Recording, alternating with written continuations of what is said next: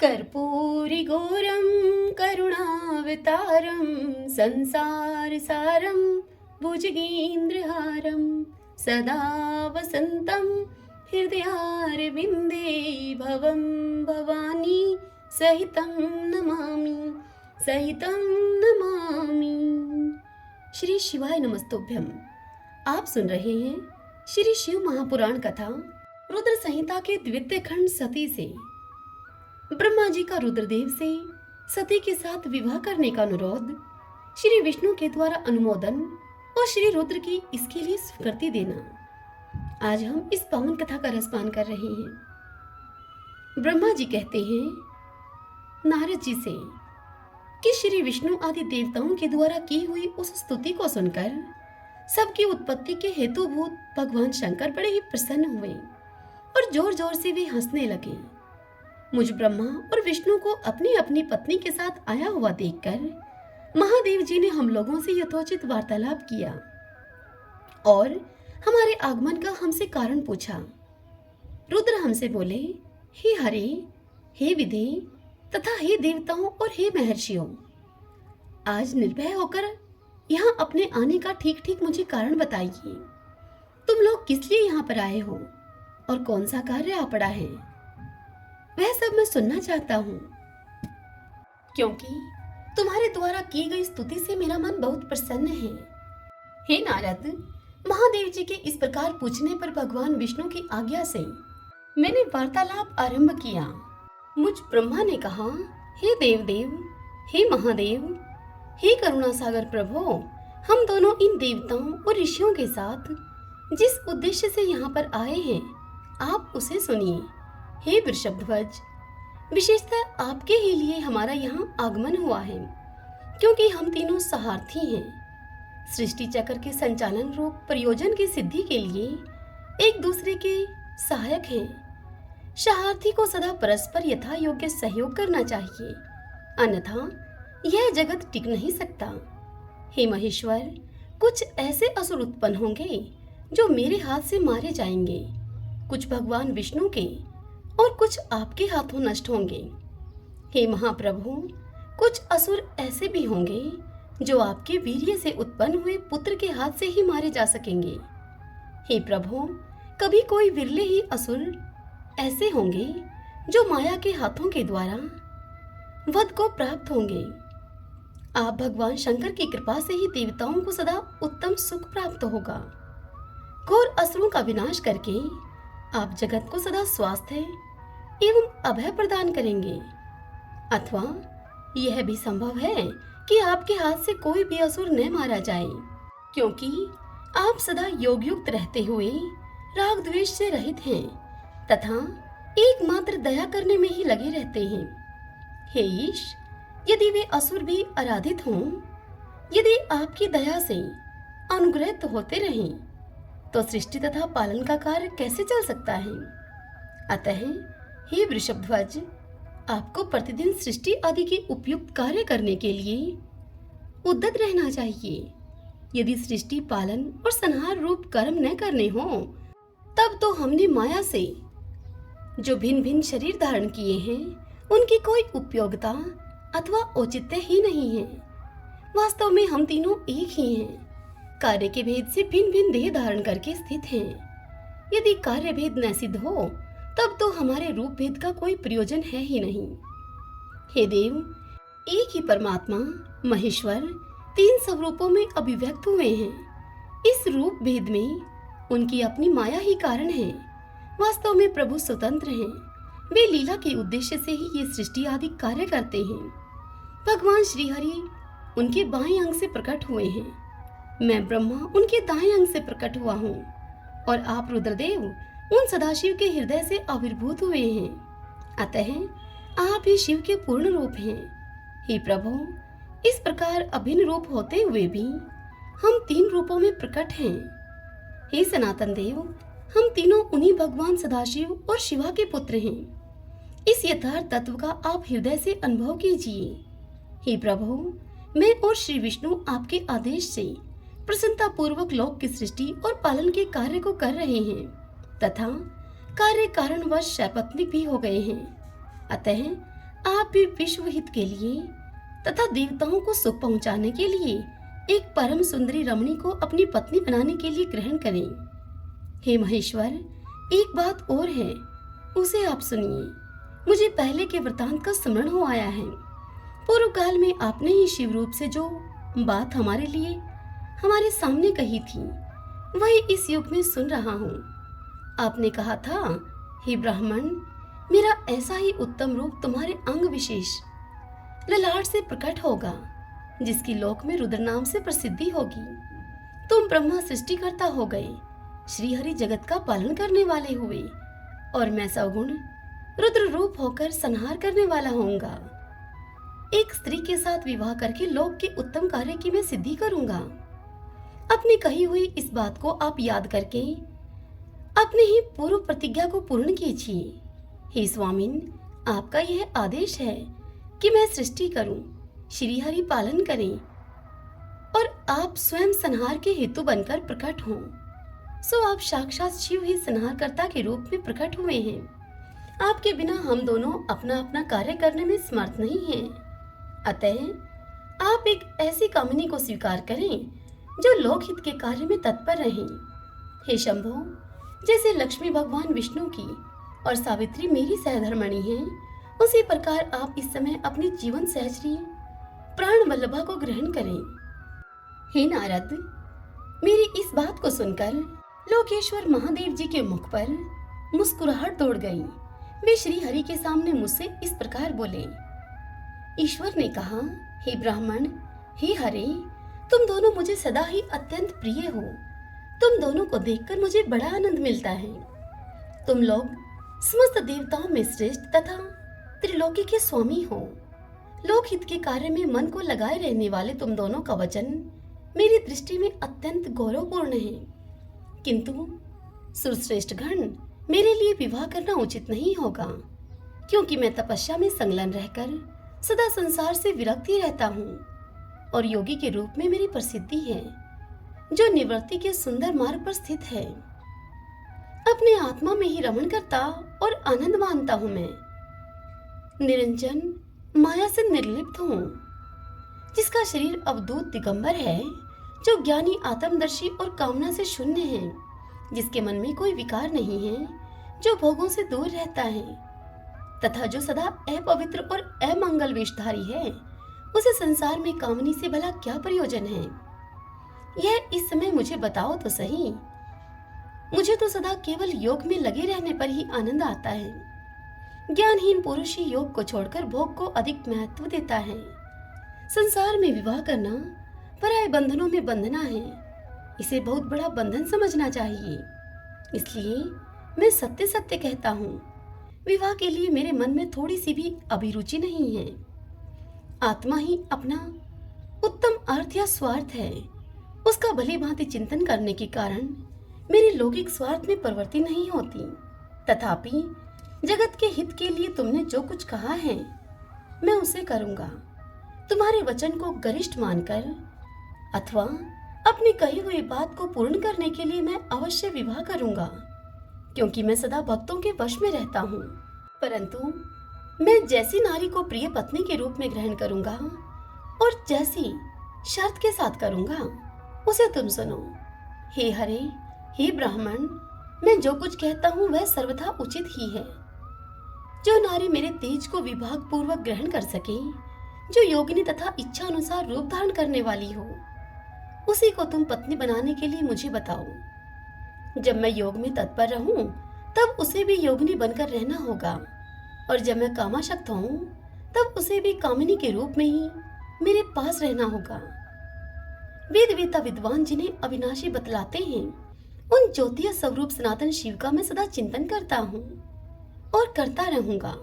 हे ब्राह्मण, उन सदाशिव के चिंतन में जब मैं न लगा हूँ, तभी उस भामिनी के साथ मैं समागम कर सकता हूँ। जो मेरे शिव चिंतन में विघ्न डालने वाली होगी, वह जीवित नहीं रह सकती। उसे अपने जीवन से हाथ धोना पड़ेगा। तुम, विष्णु और मैं तीनों ही ब्रह्मा स्वरूप शिव के अंशभूत हैं। अतः हे महाभागगण, हमारे लिए उनका निरंतर चिंतन करना ही उचित है। हे कमलासन, उनके चिंतन के लिए मैं बिना विवाह के भी रह लूंगा, किंतु उनका चिंतन छोड़कर विवाह नहीं करूंगा। अतः तुम मुझे ऐसी पत्नी प्रदान करो जो सदा मेरे कर्म के अनुकूल चल सके। हे ब्राह्मण, उसमें भी मेरी एक और शर्त है, तुम उसे सुनो।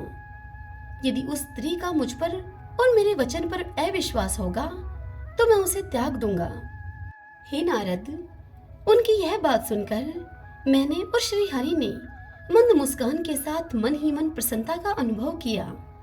फिर मैं विनम्र भाव होकर बोला कि हे नाथ, हे महेश्वर, प्रभु, आपने जैसी नारी की खोज आरंभ की है वैसी ही स्त्री के विषय में मैं आपको प्रसन्नता पूर्वक कह रहा हूँ। साक्षात सदाशिव की धर्म पत्नी जो उमा है, वे ही जगत का कार्य सिद्ध करने के लिए भिन्न भिन्न रूप में प्रकट हुई हैं। हे प्रभु, सरस्वती और लक्ष्मी ये दो रूप धारण करके वे पहले ही यहाँ पर आ चुकी हैं। इनमें लक्ष्मी तो श्री विष्णु की प्राण वल्लभा हो गई और सरस्वती मेरी। अब हमारे लिए वे तीसरा रूप धारण करके प्रकट हुई हैं। हे प्रभु, लोकहित का कार्य करने की इच्छा वाली देवी शिवा दक्ष पुत्री के रूप में अवतीर्ण हुई हैं। उनका नाम सती है। सती ही ऐसी भार्या हो सकती हैं जो सदा आपके लिए हितकारिणी हो। हे देवेश, महातेजस्विनी सती आपके लिए आपको पति रूप में प्राप्त करने के लिए दृढ़ता पूर्वक कठोर व्रत का पालन करती हुई तपस्या कर रही हैं।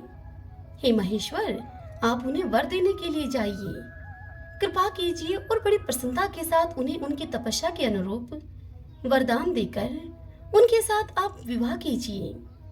हे शंकर, भगवान विष्णु की, मेरी तथा इन संपूर्ण देवताओं की यही इच्छा है कि आप अपनी शुभ दृष्टि से हमारी इस इच्छा को पूर्ण कीजिए, जिससे कि हम आदरपूर्वक इस उत्सव को देख सकें। ऐसा होने से तीनों लोकों में सुख देने वाला परम मंगल होगा और सबकी सारी चिंता मिट जाएगी, इसमें संशय नहीं है। हे पुत्र नारद, तदंतर मेरी बात समाप्त होने पर लीला विग्रह धारण करने वाले भक्तवत्सल महेश्वर से मधुसूदन अच्युत ने इसका समर्थन किया। तब भक्तवत्सल भगवान शिव ने हंसकर कहा कि बहुत अच्छा, ऐसा ही होगा। उनके ऐसा कहने पर हम दोनों उनसे आज्ञा लेकर अपनी पत्नी तथा देवताओं और मुनियों के साथ अत्यंत प्रसन्नचित होकर अपने अभिष्ट स्थान को चले गए। हे मुनि नारद, उधर सती ने अश्विनी माह के शुक्ल पक्ष की अष्टमी तिथि को उपवास करके भक्ति भाव से सर्वेश्वर शिव का पूजन किया। इस प्रकार नंदा व्रत पूर्ण होने पर नौमी तिथि को दिन में ध्यान मगन हुई सती को भगवान शिव ने प्रत्यक्ष दर्शन दिया। उनका श्री विग्रह सर्वांग सुंदर एवं गौरवर्ण का था। उनके 5 मुख थे और प्रत्येक मुख में 3-3 नेत्र थे। बाल देश में चंद्रमा शोभा दे रहा था। उनका चित्त प्रसन्न था और कंठ में नील चिन्ह दृष्टिगोचर होता था। उनके 4 भुजाएं थी। उन्होंने हाथों में त्रिशूल, ब्रह्मा कपाल, वर तथा अभय धारण कर रखे थे। भाषण में अंगराग से उनका सारा शरीर उद्भाषित हो रहा था। गंगा जी उनके मस्तक की शोभा को बढ़ा रही थी। उनके सभी अंग बड़े ही मनोहर थे। वे महान लावण्य के धाम जान पड़ते थे। उनके मुख करोड़ों चंद्रमाओं के समान प्रकाशमान एवं आह्लादजनक थे। उनकी अंग कांति करोड़ों कामदेवों को तिरस्कृत कर रही थी तथा उनकी आकृति स्त्रियों के लिए सर्वथा ही प्रिय थी। सती ने ऐसे सौंदर्य माधुर्य से युक्त प्रभु महादेव जी को प्रत्यक्ष देखकर उनके चरणों की वंदना की। उस समय उनका मुख लज्जा से झुका हुआ था। तपस्या के पुंज का फल प्रदान करने वाले महादेव जी उन्हीं के लिए कठोर व्रत धारण करने वाली सती को पत्नी बनाने के लिए प्राप्त करने की इच्छा रखते हुए भी उनसे वह इस प्रकार बोले। महादेव जी ने सती से कहा कि उत्तम व्रत का पालन करने वाली है दक्षनंदिनी, मैं तुम्हारे इस व्रत से बहुत प्रसन्न हूँ, इसलिए तुम कोई वर मांगो।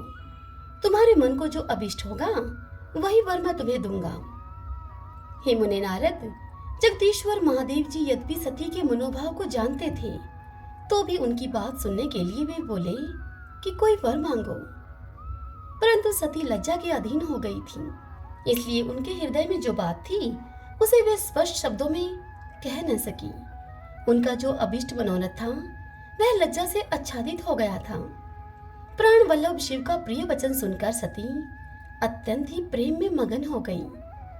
इस बात को जानकर भक्तवत्सल भगवान शंकर बड़े प्रसन्न हुए और शीघ्रता पूर्वक बारंबार कहने लगे कि वर मांगो, वर मांगो। सत्पुरुषों के आश्रयभूत अंतर्यामी शंभु सती की भक्ति के वशीभूत हो गए थे। तब सती ने अपनी लज्जा को रोककर महादेव जी से कहा कि वर देने वाले हे प्रभु, मुझे मेरी इच्छा के अनुसार ऐसा वरदान दीजिए जो टल न सके। तब भक्तवत्सल भगवान शंकर ने देखा कि सती अपनी बात को पूरी नहीं कर पा रही है। तब वे स्वयं ही उनसे बोले कि देवी, तुम मेरी भार्या हो जाओ। अपने अभीष्ट फल को प्रकट करने वाले उनके इस वचन को सुनकर आनंद मगन हुई सती चुपचाप खड़ी रह गई, क्योंकि वे मनोवांछित वर पा चुकी थी। फिर दक्ष कन्या प्रसन्न होकर दोनों हाथ जोड़कर मस्तक झुकाकर भक्तवत्सल शिव से बारंबार कहने लगी। सती बोली, हे देवादिदेव महादेव, हे प्रभु, हे जगतपते, आप मेरे पिता को कहकर वैवाहिक विधि से मेरा पाणी ग्रहण करें। हे नारद, सती की इस बात को सुनकर भक्तवत्सल महेश्वर ने बड़े प्रेम से उनकी ओर देखकर कहा कि प्रिय, ऐसा ही होगा। तब दक्ष कन्या सती भी भगवान शिव को प्रणाम करके भक्ति पूर्वक विदा मांगकर जाने की आज्ञा प्राप्त करके मोह और आनंद से युक्त होकर माता के पास लौट गई। उधर भगवान शिव भी हिमालय पर अपने आश्रम में प्रवेश करके दक्ष कन्या सती के वियोग से कुछ कष्ट का अनुभव करते हुए उन्हीं का चिंतन करने लगे। हे देवऋषि, फिर मन को एकाग्र करके लौकिक गति का आश्रय लेकर भगवान शंकर ने मन ही मन मेरा स्मरण किया। त्रिशूलधारी महेश्वर के स्मरण करने पर उनकी सिद्धि से प्रेरित होकर मैं तुरंत ही उनके सामने जाकर खड़ा हुआ। हे तात, हिमालय के शिखर पर जहां सती के वियोग का अनुभव करने वाले महादेव जी विद्यमान थे, वहीं मैं सरस्वती के साथ उपस्थित हो गया। हे देवऋषि नारद, सरस्वती के सहित मुझे आया हुआ देखकर सती के प्रेम पाश में बंधे हुए शिव उत्सुकता पूर्वक मुझसे बोले। शंभु ने मुझसे कहा कि हे ब्राह्मण, मैं जब से विवाह के कार्य में स्वार्थ बुद्धि कर बैठा हूं, तब से अब मुझे इस स्वार्थ में ही स्वत्व सा प्रतीत होता है। दक्ष कन्या सती ने बड़ी भक्ति से मेरी आराधना की है। उसके नंदावर्त के प्रभाव से मैंने उसे अभिष्ट वर देने की घोषणा की है। हे ब्राह्मण, तब उसने मुझसे यह वर मांगा कि आप मेरे पति हो जाइए। यह सुनकर सर्वथा संतुष्ट होकर मैंने भी कह दिया कि तुम मेरी पत्नी हो जाओ। तब दक्षायणी सती मुझसे बोली, हे जगतपते, आप मेरे पिता को सूचित करके वैवाहिक विधि से मुझे ग्रहण करें। हे ब्राह्मण, उसकी भक्ति से संतोष होने के कारण मैंने उसका वह अनुरोध भी स्वीकार कर लिया। हे विधाते, तब सती अपनी माता के घर चली गई और मैं यहाँ चला आया। इसलिए अब तुम मेरी आज्ञा से दक्ष के घर जाओ और ऐसा यत्न करो जिससे कि प्रजापति दक्ष शीघ्र ही मुझे अपनी कन्या का दान कर दे। हे देवऋषि नारद, भगवान शंकर के इस प्रकार आज्ञा देने पर मैं कृत्य कृत्य और प्रसन्न हो गया तथा उन भक्त वत्सल विश्वनाथ से मैं इस प्रकार बोला। मुझ ब्रह्मा ने भगवान शंकर से कहा, हे भगवान, हे शंभो, आपने जो कुछ कहा है उस पर भली भांति विचार करके हम लोगों ने पहले ही उसे सुनिश्चित कर दिया है। हे वृषभध्वज, इसमें मुख्यतः देवताओं का और मेरा भी स्वार्थ है। दक्ष स्वयं ही आपको अपनी पुत्री प्रदान करेंगे, किंतु आपकी आज्ञा से मैं भी उनके सामने आपका संदेश कह दूंगा। सर्वेश्वर महाप्रभु महादेव जी से ऐसा कहकर, हे नारद, मैं अत्यंत वेगशाली रथ के द्वारा दक्ष के घर जा पहुंचा। ब्रह्मा जी की इतनी बात को सुनकर नारद जी ने पूछा, हे वक्ताओं में श्रेष्ठ महाभाग विधाता है, यह बताइए कि जब सती घर पर लौट कर आई तब दक्ष ने उनके लिए क्या किया। तब ब्रह्मा जी नारद से कहते हैं कि हे नारद, तपस्या करके मनोवांछित वर पाकर सती जब अपने घर को लौट गई तब वहां उन्होंने अपने माता पिता को प्रणाम किया। सती ने अपनी सखियों के द्वारा माता पिता को तपस्या के संबंधी सब समाचार कहलवाया। सखी ने यह भी सूचित किया कि सती को महेश्वर से वर की प्राप्ति हुई है, कि वे सती की भक्ति से बहुत संतुष्ट हुए हैं। सखी के मुंह से सारा वृत्तांत सुनकर माता पिता को बड़ा ही आनंद प्राप्त हुआ और उन्होंने महान उत्सव किया। उदार चेता दक्ष और महामनस्विनी वीरणी ने ब्राह्मणों को उनकी इच्छा के अनुसार द्रव्य दिया तथा अन्यान्य अंधों और दीनों को भी धन बांटा। प्रसन्नता बढ़ाने वाली अपनी पुत्री को हृदय से लगाकर माता वीरणी ने उसका मस्तक सूंघा और आनंद मगन होकर उसकी बारंबार प्रशंसा की। तदंतर कुछ काल व्यतीत होने पर धर्मज्ञों में श्रेष्ठ दक्ष इस चिंता में पड़े कि मैं अपनी इस पुत्री का विवाह भगवान शंकर के साथ किस तरह से करूं। महादेव जी प्रसन्न होकर आए थे, परंतु वे तो अब चले गए। अब मेरी पुत्री के लिए वे फिर कैसे यहाँ आएंगे? यदि किसी को शीघ्र ही भगवान शिव के निकट भेजा जाए तो यह भी उचित नहीं जान पड़ता, क्योंकि यदि वे इस तरह अनुरोध करने पर भी मेरी पुत्री को ग्रहण न करें तो मेरी याचना निष्फल हो जाएगी। इस प्रकार की चिंता में पड़े हुए प्रजापति दक्ष के सामने, हे नारद, मैं सरस्वती के साथ सहसा वहां उपस्थित हुआ। मुझ पिता को आया हुआ देखकर दक्ष मुझे प्रणाम करके विनीत भाव से खड़े हो गए। उन्होंने मुझ स्वयंभू को यथा योग्य आसन दिया। तदंतर दक्ष ने जब मेरे आने का मुझसे कारण पूछा तब मैंने सब बातें बताकर दक्ष से कहा कि हे प्रजापति, भगवान शंकर ने तुम्हारी पुत्री को प्राप्त करने के लिए निश्चय ही मुझे तुम्हारे पास भेजा है। इस विषय में जो श्रेष्ठ करते हो उसका निश्चय करो तुम। जैसे सती ने नाना प्रकार के भावों से तथा सात्विक व्रत के द्वारा भगवान शिव की आराधना की है, उसी तरह वे भी सती की आराधना करते हैं। इसलिए हे दक्ष, भगवान शिव के लिए ही संकल्पित एवं प्रकट हुई अपनी इस पुत्री को तुम अविलंब उनकी सेवा में सौंप दो। इससे तुम कृत्य कृत्य हो जाओगे। मैं नारद के साथ जाकर उन्हें तुम्हारे घर ले आऊंगा। फिर तुम उन्हीं के लिए उत्पन्न हुई अपनी यह पुत्री उनके हाथ में दे दो। हे नारद, मेरी यह बात सुनकर मेरे पुत्र दक्ष को बड़ा हर्ष हुआ। वे अत्यंत प्रसन्न होकर बोले कि पिताजी, ऐसा ही होगा। हे मुने, तब मैं अत्यंत हर्षित होकर वहां से उस स्थान को लौटा जहां पर लोक कल्याण में तत्पर रहने वाले भगवान शिव बड़े ही उत्सुकता के साथ मेरी प्रतीक्षा कर रहे थे। हे नारद, मेरे लौट आने पर स्त्री और पुत्र के सहित प्रजापति दक्ष भी पूर्ण काम हो गए। वे इतने संतुष्ट हुए मानो अमृत पीकर अघा गए हों। हे नारद, तदंतर मैं हिमालय के कैलाश शिखर पर रहने वाले परमेश्वर महादेव शिव को लाने के लिए प्रसन्नता पूर्वक उनके पास गया और उनसे मैं इस प्रकार बोला, हे वृषभध्वज, सती के लिए मेरे पुत्र दक्ष ने जो बात कही है उस बात को आप सुनिए और जिस कार्य को वे अपने लिए असाध्य मानते थे उसे सिद्ध हुआ ही समझिए। दक्ष ने कहा है कि मैं अपनी पुत्री भगवान शिव के हाथ में ही दूंगा, क्योंकि उन्हीं के लिए यह उत्पन्न हुई है। शिव के साथ सती का विवाह हो, यह कार्य तो मुझे स्वतः ही अभीष्ट है। फिर आपके भी कहने से इसका महत्व और अधिक बढ़ गया। मेरी पुत्री ने स्वयं इसी उद्देश्य से भगवान शिव की आराधना की है और इस समय शिवजी भी मुझसे इसी के विषय में अन्वेषण पूछताछ कर रहे हैं। इसीलिए मुझे अपनी कन्या अवश्य ही भगवान शिव के हाथ में देनी है। हे विधाता, वे भगवान शंकर शुभ लगन और शुभ मुहूर्त में यहाँ पधारे, उस समय मैं उन्हें अपनी यह पुत्री दे दूंगा। हे वृषभध्वज, मुझसे दक्ष ने ऐसी बात कही है, अतः आप शुभ मुहूर्त में उनके घर को चलिए और सती को ले आइए। हे मुने नारद, मेरी इस बात को सुनकर भक्त वत्सल रुद्र लौकिक गति का आश्रय लेकर हंसते हुए मुझसे बोले कि संसार की सृष्टि करने वाले हे ब्रह्मा जी, मैं तुम्हारे और नारद के साथ ही दक्ष के घर चलूंगा। अतः नारद का स्मरण करो, अपने मरीचि आदि मानस पुत्रों को भी बुला लो। हे विधि, मैं उन सबके साथ दक्ष के निवास स्थान पर चलूंगा। मेरे पार्षद भी मेरे साथ रहेंगे। हे नारद, लोकाचार के निर्वाह में लगे हुए भगवान शिव के इस प्रकार आज्ञा देने पर मैंने तुम्हारा और मरीचि आदि पुत्रों का भी स्मरण किया। मेरे याद करते ही तुम्हारे साथ मेरे सभी मानस पुत्र मन में आदर की भावना को लिए हुए शीघ्र ही वहां पर आ पहुंचे। उस उस समय तुम सब लोग हर्ष से प्रफुल्लित हो रहे थे।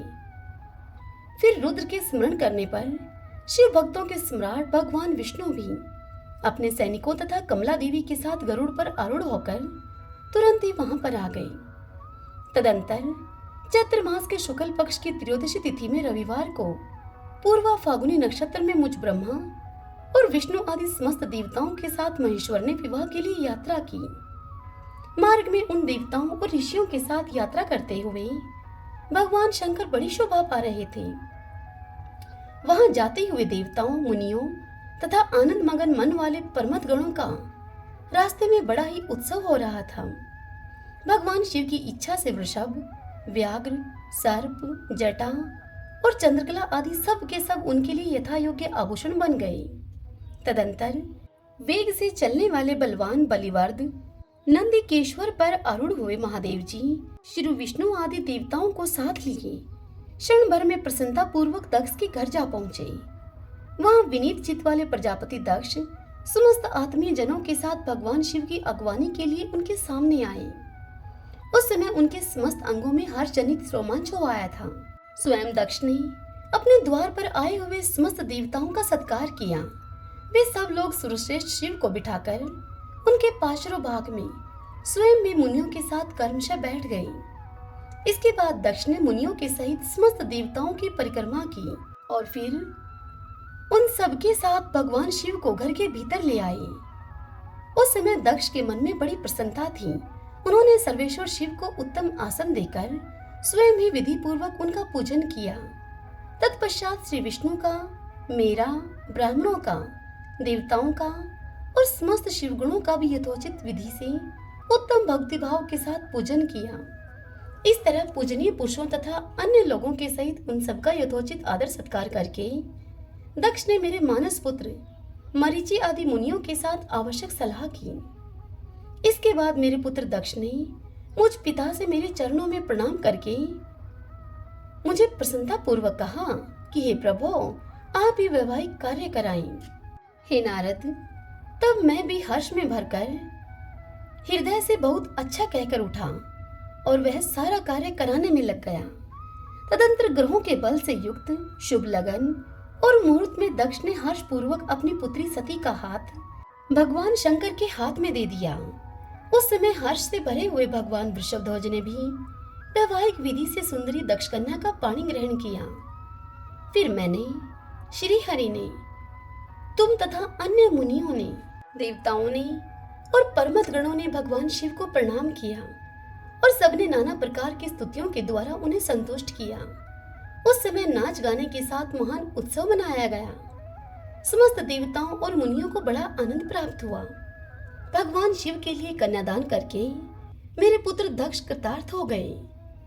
शिवा और शिव प्रसन्न हुए तथा सारा संसार मंगल का निकेतन बन गया। हरि ओम तत्सत। श्री शिवाय नमस्तुभ्यं। भगतजनों, आज की यह कथा यहीं पर पूर्ण हुई।